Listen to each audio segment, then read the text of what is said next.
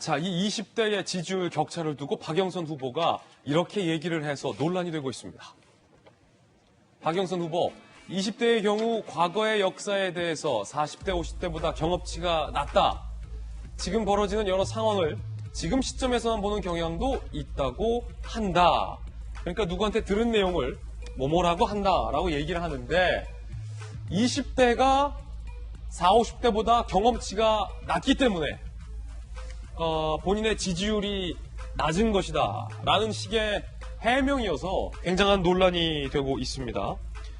오세훈 후보 측에서 한 20대가 지지 발언을 했는데 이 박 후보의 발언을 문제 삼고 나섰습니다.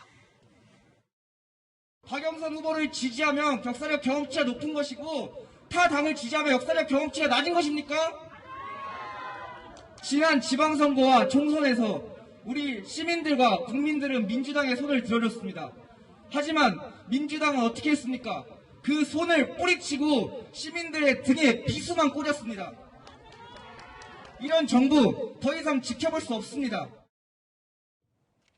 자, 오 후보 측의 어떤 지원 유세 차원에서 나온 발언이라는 것 설명 다시 한번 드리겠고, 손정희 변호사님, 자, 20대가 경험치가 낮다, 지지율이 낮다, 이거 어떻게 된 겁니까?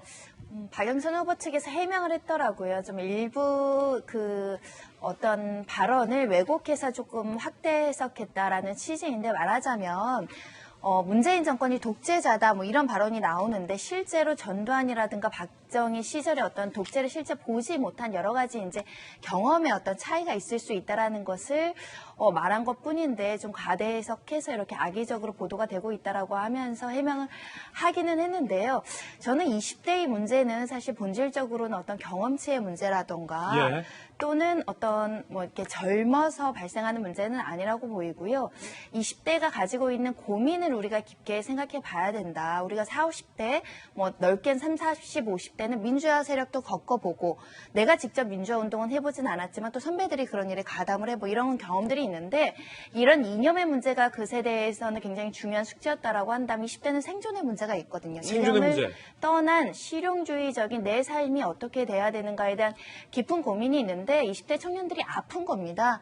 안 그래도 취업의 문턱이 높았고 부의 세습 문제들이 많아서 경제적 격차가 굉장히 심해지는 과정에서 또 코로나19를 맞으니까 취업도 안 되거든요. 열심히 사는데 여러 가지로 어려운 겁니다. 그래도 돈 벌어서 집 하나 사는 게 목표였는데 그마저도 대출이 안 나오고 어떻게 보면 사다리 걷어차기라고 해야 되나요? 여러 가지 이제 현실적으로 어려움이 많기 때문에 이에 대한 고민도 깊고 그러다 보니까 변화를 또 갈망할 수도 있다. 이런 측면에서 접근해야 되지 않을까 생각이 들고요.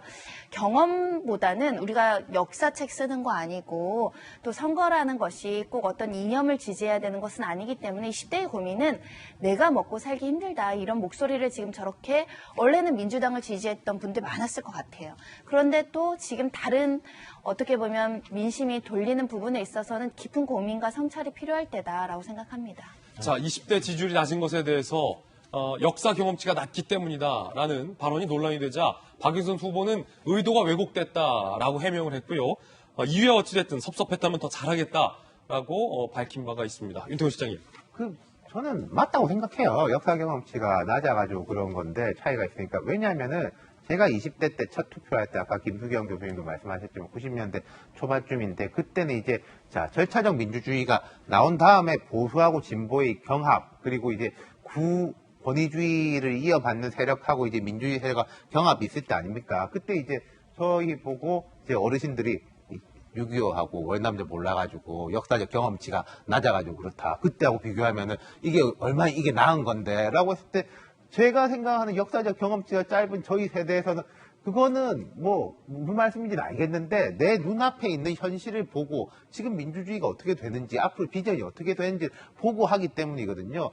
똑같아요. 지금 20대 보고 아니 이게 뭐 80년대 하고 이걸 그 독재 시대 니들이 몰라가지고 그렇다라고 하는데 그거하고 그때보다 비교하면 그래도 지금이 낫지라는 사람하고 그거는 알겠는데 나는 지금을 본다라는 사람하고는 다르다는 거죠. 그 예나 지금이나 똑같은 거고 역사적 경험치가 다르기 때문에 이것도 맞다라는 거고 또 하나 더는 저 손정희 변호사님 말씀에 지금 동의하는 게 자 원래 20대가 현재 받는 고민은 이런 거거든요. 과거 한 10여 년 전만 해도 20대는 부동산 문제 같은 건 무풍지대예요, 사실은. 40대가 제일 고민이 많고 20대는 앞으로 이제 미래가 어떻게 될지, 우리 사회의 전체적 뭐 문화적 진보라든지 분위기가 어떻게 될지 이런 거에 두고 좀 고민을 하게 돼 있는데, 지금은 20대부터 방 한 칸, 뭐 오피스텔, 고시원 이 문제부터 현실이 너무나 어렵고, 그다음 미래에 대한 것도 미래의 우리의 비전이 아니라, 사실 20대 때는 조금 사람들이 긍정적으로 보게 돼 있거든요.